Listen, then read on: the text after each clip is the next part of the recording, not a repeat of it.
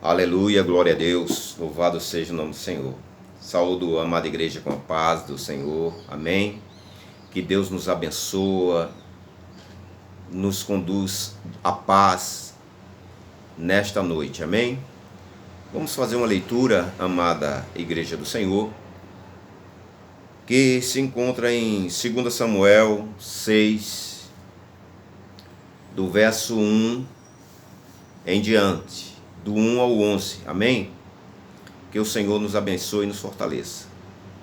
Vamos fazer essa leitura, que diz assim: E tomou Davi a juntar todos os escolhidos de Israel, em número de 30.000, e levantou-se Davi e partiu com todo o povo que tinha conseguido de Baalá de Judá, para levarem dali para cima a arca de Deus, sobre a qual invocava o nome do Senhor dos exércitos, que se assenta entre os querubins.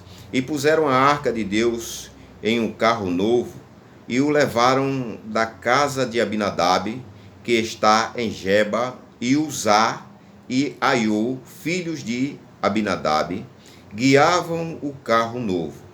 E levando-o da casa de Abinadab, que está em Geba, com a arca de Deus, e Aiô ia adiante da arca. E Davi e toda a casa de Israel alegravam-se perante o Senhor, com toda sorte de instrumento de madeira, de faia, com harpas e com saltérios, e com tamborins, e com pandeiros, e com símbolos. E chegando à eira de Nacon, estendeu Uzá a mão à arca de Deus, e segurou-a, porque os bois a deixavam pender. Então a ira do Senhor acendeu contra Uzá, e Deus o feriu ali por esta imprudência, e morreu ali junto à arca de Deus. E Davi se contristou, porque o Senhor abrira a rotura em Uzá. E chamou aquele lugar Perez Uzá até ao dia de hoje. E temeu Davi ao Senhor naquele dia, e disse: Como virá a mim a arca do Senhor? E não quis Davi retirar para si a arca do Senhor para a cidade de Davi, mas Davi fez levar a casa de Obed-edom, o geteu. E ficou a arca do Senhor em casa de Obed-edom, o geteu, 3 meses, e abençoou o Senhor a Obed-edom e toda a sua casa. Amém? E toda a sua casa foi abençoada. Queridos, oremos. Querido Deus e Pai Todo-Poderoso, em nome de Jesus, ó Senhor Deus, nós te pedimos que nesta noite o Senhor nos envolva, ó Senhor Deus, com teu Santo Espírito, nos envolva, ó Senhor Deus, com a tua palavra, ó Senhor, que a tua palavra venha penetrar os nossos corações, a nossa mente, que a tua palavra venha adentrar, ó Senhor Deus, no nosso eu, ó Pai, que possa fazer a diferença. Querido Deus e Pai Todo-Poderoso, nos fortalece a cada dia na tua presença, em nome de Jesus. É que oramos, Pai, e te agradecemos. E a igreja do Senhor, a casa do Senhor, diz amém. Amém. Que Deus nos abençoe e nos fortaleça a cada dia diante desta maravilhosa palavra. Nós podemos ver que, 2 Samuel, do 6, do 1 ao 11, nós podemos ver que a arca estava sendo conduzida, a arca da aliança estava sendo conduzida por bois, né, numa carroça. E isto se deu em virtude de que o povo, os israelitas que receberam a arca de Deus, a qual se comprometeram em seguir também a palavra de Deus, para que a palavra de Deus se casasse na vida deles com a arca, e a arca se casasse na vida dele com a sua presença. Então havia uma aliança, havia um pacto de Deus com aquele povo, de qual iria guardar, iria proteger. Mas nós podemos ver que Fini e Finéias, que eram profetas da casa do Senhor, que guardava a arca do Senhor, que estava ali naquele lugar a qual era reservado para cultuar a Deus, o lugar reservado a qual se guardava a arca da aliança, né? É ali o símbolo da presença de Deus. Eles começaram a se descuidar, começaram ali a se prostituir, até mesmo ali naquele tempo, naquele ambiente a qual a arca estava. Ele começou a se prostituir e a ferir a palavra de Deus na vida dele, aferir-se, né, diante da vontade de Deus na vida deles. Então o Senhor se entristeceu com isso, porque o Senhor ele quer nos servir, sim. O Senhor, o nosso Senhor, ele se disponibiliza em nos servir se nós assim andar segundo a sua palavra. Porque a sua palavra, ela nos guarda, ela nos dá um conforto. A palavra do Senhor, ela nos dá uma segurança de que Deus, se assim nós seguirmos, Deus estará com a sua mão a nossa guarda, a nossa proteção. Amém?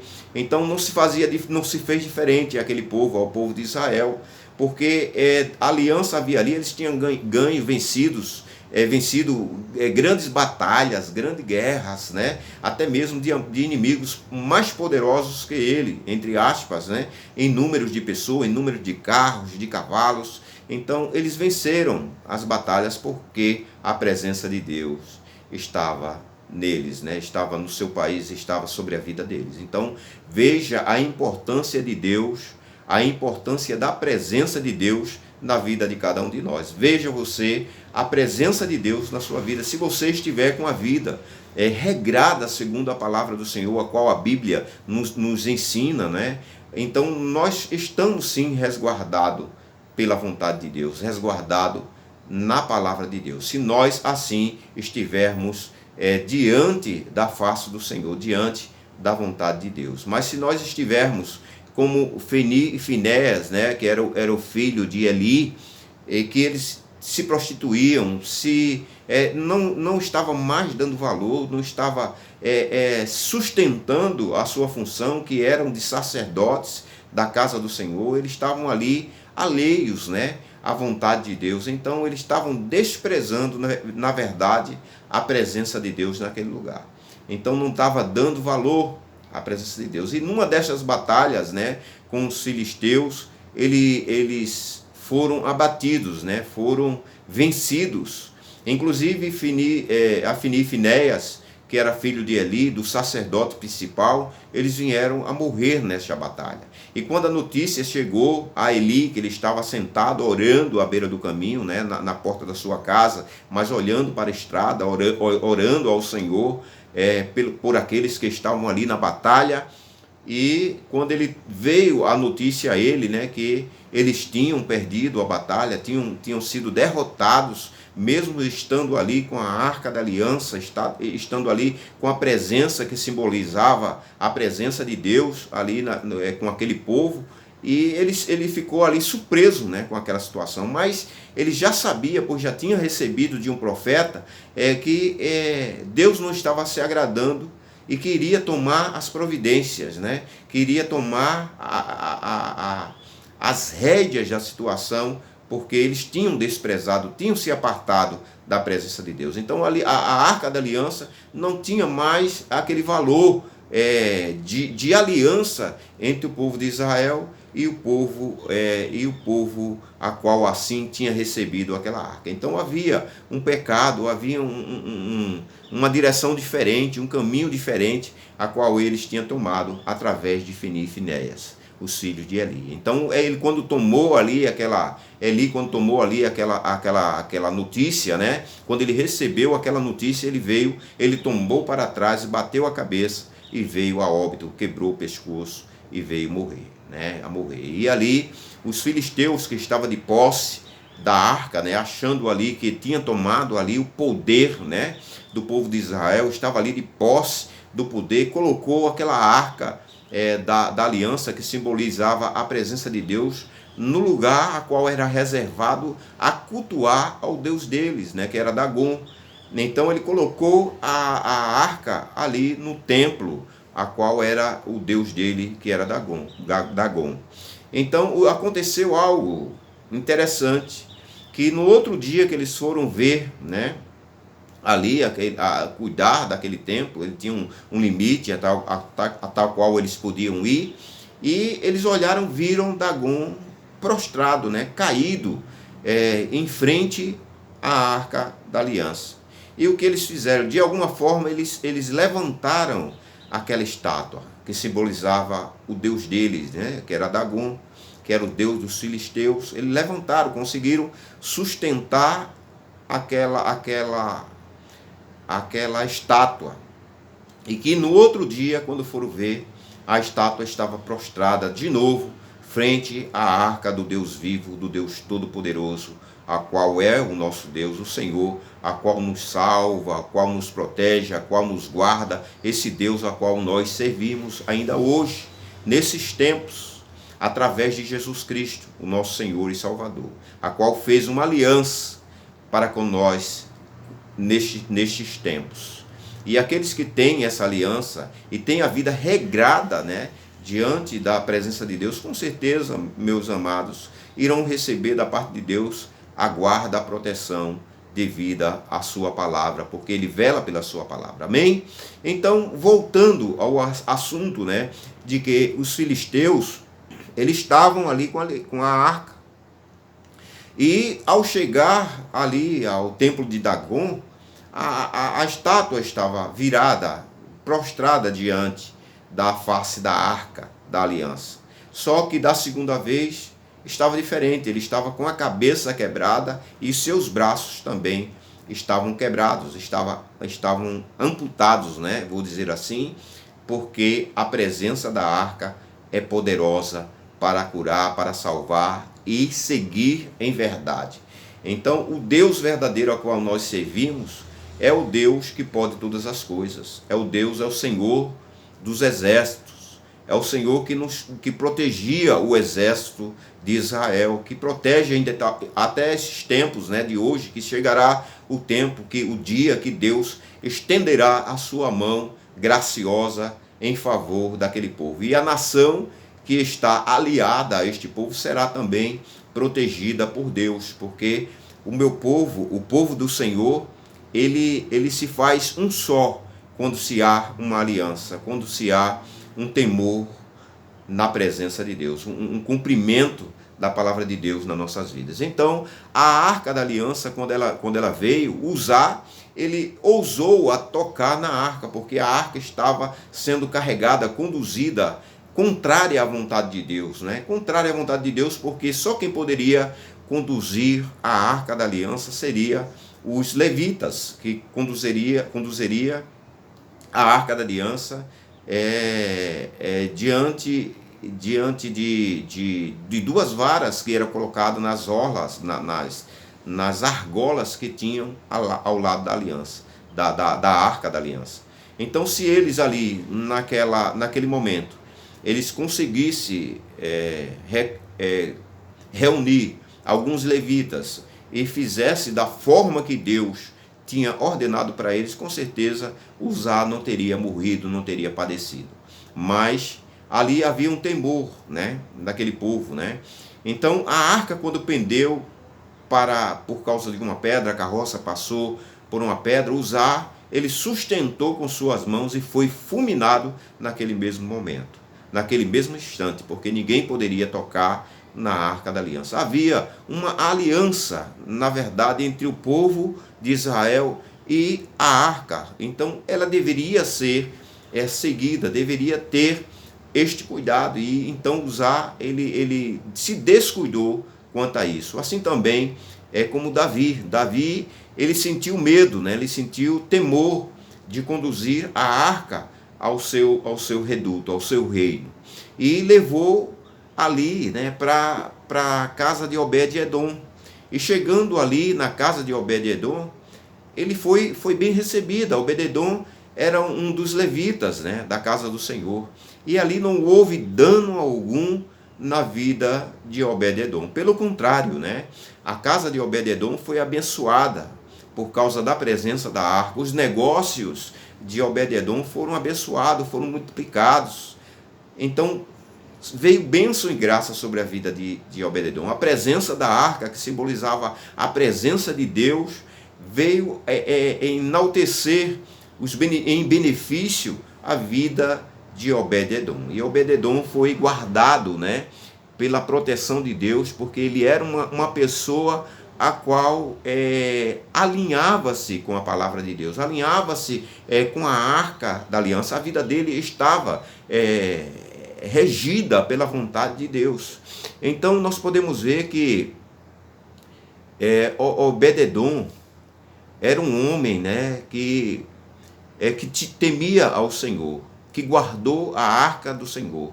E a arca do Senhor, ela passou um período de 3 meses da casa de Obed-edom, abençoando a vida de Obed-edom. Então, o que aconteceu?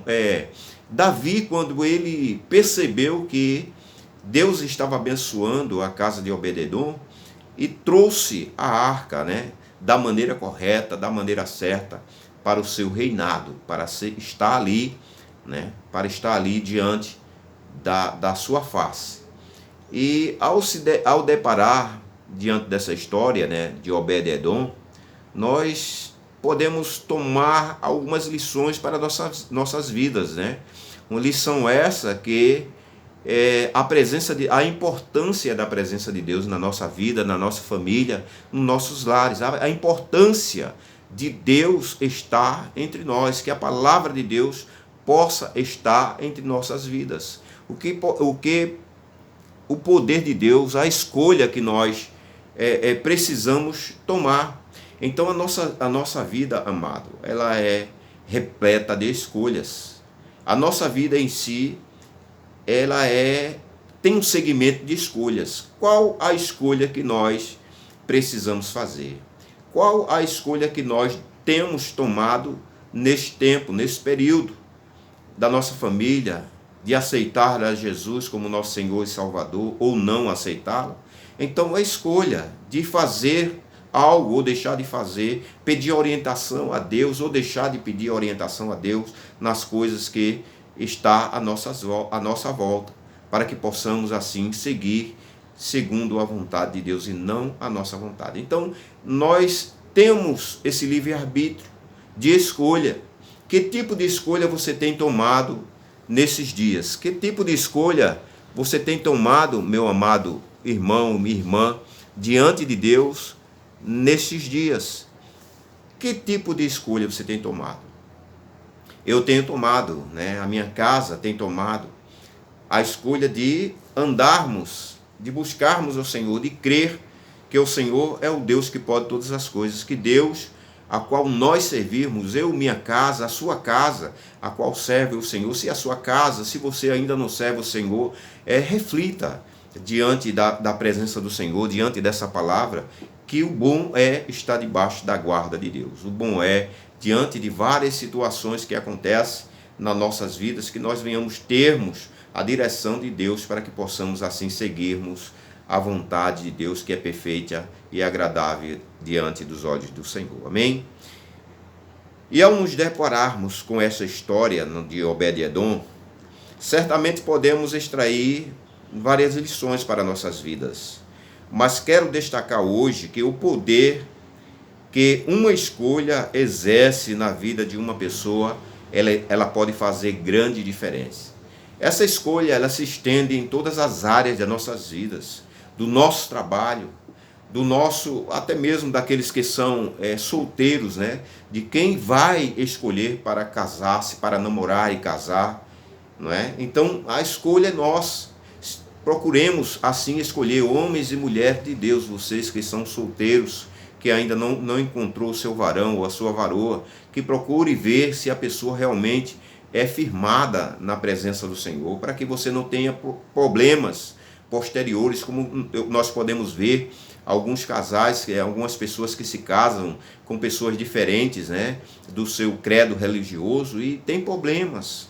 E tem problemas sim na adoração, são proibidos muitas vezes até de adorar a Deus, que mal nenhum faz nisso, né? Mas só por indiferença deixam ou impede a esposa ou o esposo de ir adorar o Senhor. Então que nós venhamos fazer uma boa escolha, né? Uma escolha dentro da vontade de Deus. Então, as nossas escolhas, elas podem refletir, elas têm grande poder em refletir futuramente nas nossas vidas, amém? Elas podem refletir poderosamente em nossas vidas. Nós podemos ver que Elias, ele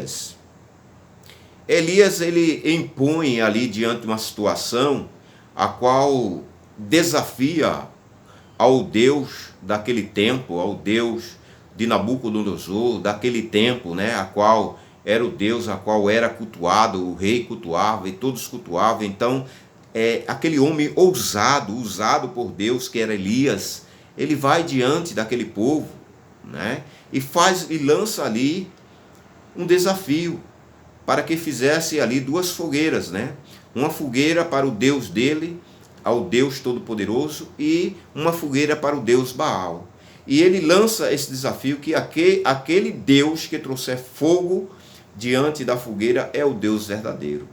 Então é aceito esse desafio, e ali Elias, ele diz: você quer ir primeiro fazer, ele dá, né, o privilégio deles ter a oportunidade de escolher. Eles escolheram de que o Deus Baal iria trazer o fogo na fogueira, né? Então eles começaram ali a cultuar, a andar em volta da fogueira e se mover, se machucar, né, se torturar ali, para que o Deus deles pudesse trazer fogo diante daquele povo, e nada se fez.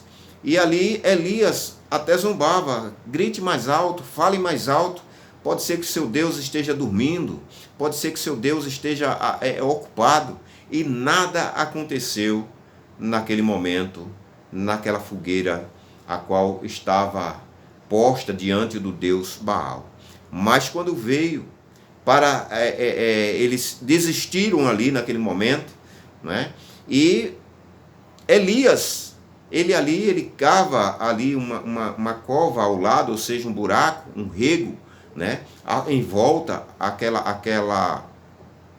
aquela fogueira, e lança ali alguns potes, alguns cântaros de água, né, sobre aquela madeira. Meu amado, já é difícil um Deus, né, lançar fogo diante de uma madeira seca, não é? Imagine você diante de uma madeira molhada. Então, Elias, crendo no Deus Todo-Poderoso, no qual Deus que nós cremos, ele envolveu ali, né, molhou aquela fogueira com cântaros de água, né, ao ponto de encher, de alagar ali aquele rego que eles fizeram, que ele fez em volta da fogueira. E quando ele diz algo interessante que está em 1 Reis 7, do 13, o 13 e o 14, que diz o seguinte: aleluia, glória a Deus. Que diz o seguinte, vou procurar aqui na Bíblia, você tem um tempinho aí também para você ver, que está em Mateus 7, do 13, glória a Deus. Ou melhor, 1 Reis 18, 21, amém? Que diz assim: então Elias se chegou a todo o povo e disse: até quando cochearás entre dois pensamentos? Se o Senhor é Deus, segue-o. Se Baal, segue-o. Porém, o povo nada respondeu. Ele lançou um desafio. Se Deus, Baal, é Deus verdadeiro, segue-o. Se Deus, o Deus a qual sirvo, é Deus, segue a ele. Então, aquele que responder com fogo à fogueira, ele será o Deus verdadeiro. Então, quando ele clama ao Senhor, desce um fogo dos céus e consome ali todo aquela fogueira, ao ponto de lamber, diz o fogo, aquele rego que continha água. Então foi um poder, acredito que algo aconteceu muito poderoso ali naquele momento. E aquelas pessoas ficaram pasmas, ficaram admiradas, porque o Senhor é Deus, porque o Senhor é aquele que faz, porque o Senhor é o Deus verdadeiro, Rechei Barabaçu de Andarabaçu de Cantarai, porque o Senhor, Ele é Deus poderoso para fazer na minha, na tua vida, aleluia, aquilo que nós pedimos, aquilo que nós clamamos, aquilo que nós esperamos, louvado seja o nome do Senhor. E ali, Elias, aleluia, mostrou àqueles homens quem era o verdadeiro Deus. Qual é o verdadeiro Deus? Qual é o Deus que você está servindo nestes dias? Qual é o Deus que você serve? Qual é o Deus que você teme? Qual é o Deus que você segue nestes dias? Será o seu próprio Deus, o seu próprio eu, a sua própria vontade? Amados, o Senhor está aí, Ele vem para nos salvar, para nos tirar do tormento, da morte eterna. Aleluia, glória a Deus. Então Elias ali provou a todo aquele povo que Deus é o Senhor que pode todas as coisas. A palavra, ela tem poder, e também o falar em dois caminhos. O Senhor, Ele nos mostra, a palavra de Deus, Ele mostra-nos dois caminhos: o caminho da vida eterna e o caminho da perdição eterna. A palavra do Senhor, Ele mostra o céu e o inferno. A palavra do Senhor, Ele mostra dois tipos de pessoas: a pessoa que tem Jesus na sua vida e a pessoa que não tem Jesus na sua vida. Isso é muito perigoso para aqueles que não têm Jesus na sua vida. Que nós venhamos, que você venha refletir pela palavra de Deus. Se você crê que a palavra de Deus, a Bíblia Sagrada é a palavra de Deus, consulte a palavra de Deus. Assista de novo este vídeo a qual estou fazendo para a igreja. Para você que está assistindo aí, assista novamente, guarde os versículos, guarde as palavras, consulte as palavras para que você possa ter essa convicção de que o Senhor é Deus Todo-Poderoso, que só através de Jesus nós alcançamos a salvação. Amém? Em 1 Reis 18, 21, 2 Pedro, 2 Pedro 2, do 2 ao 15, ele fala sobre a porta, ele fala sobre quem é aquele que pode salvar, que só o Senhor pode salvar. Nós podemos ver ainda, louvado seja o nome do Senhor, em Mateus 7, do 13, no verso 13, que diz o seguinte, vou ler para você aqui nas minhas anotações, que tem assim: entrai pela porta estreita, porque largo é a porta e espaçoso o caminho que conduz à perdição, e muitos que são os que entram por ela. No 14, verso 14 ainda: e porque estreita é a porta e apertado o caminho que conduz à vida, e poucos são os que a encontram. O que quer dizer isso, amado? Que Jesus, Ele é a porta, que Jesus, Ele é o caminho, que não há um outro caminho que se possa seguir, que se possa caminhar, não há outro que possa salvar. Só Jesus Cristo, nosso Senhor, é que pode salvar. A Bíblia, ela aponta única e exclusivamente para um Salvador, e esse Salvador é Jesus Cristo.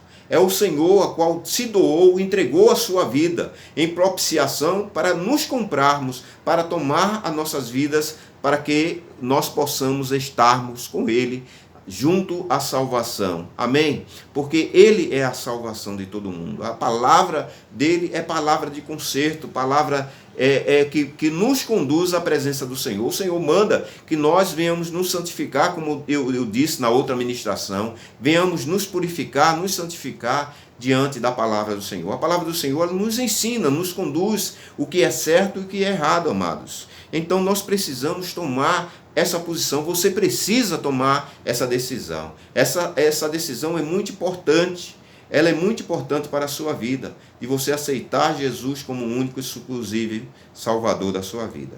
Quando você expõe isso, no mundo espiritual, há uma transformação, há uma mudança, porque o inimigo, a casa, nós somos como casa, e a casa sem porta, a casa sem morador, ela torna-se a ser banal, ou seja, de uma forma que as pessoas podem entrar, arrombar a porta, roubar as pias, roubar as coisas que tem ali dentro, porque não tem morador. Uma casa sem morador, ela é uma casa empoeirada, é uma casa sem cuidados.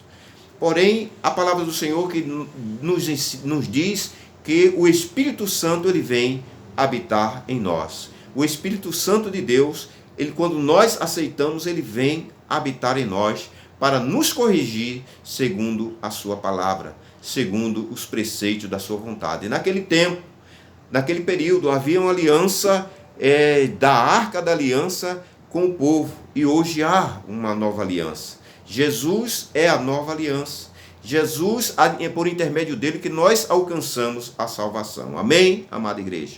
Oremos. Querido Deus e Pai Todo-Poderoso, em nome de Jesus, ó Senhor Deus, nós te pedimos a tua graça, o teu poder sobre nossas vidas, que tu venhas, ó Senhor Deus, abrir o entendimento dos ouvintes da tua palavra, daqueles que ainda não fizeram, ó Senhor Deus, um plano de salvação na sua vida, daqueles ainda que não aceitaram a Jesus como seu único e suficiente Salvador, que eles possam se entregar a sua vida diante desta palavra, diante da tua palavra, que é viva e eficaz e mais cortante do que espada de dois gumes. Que Deus nos abençoe. Amém e amém e amém.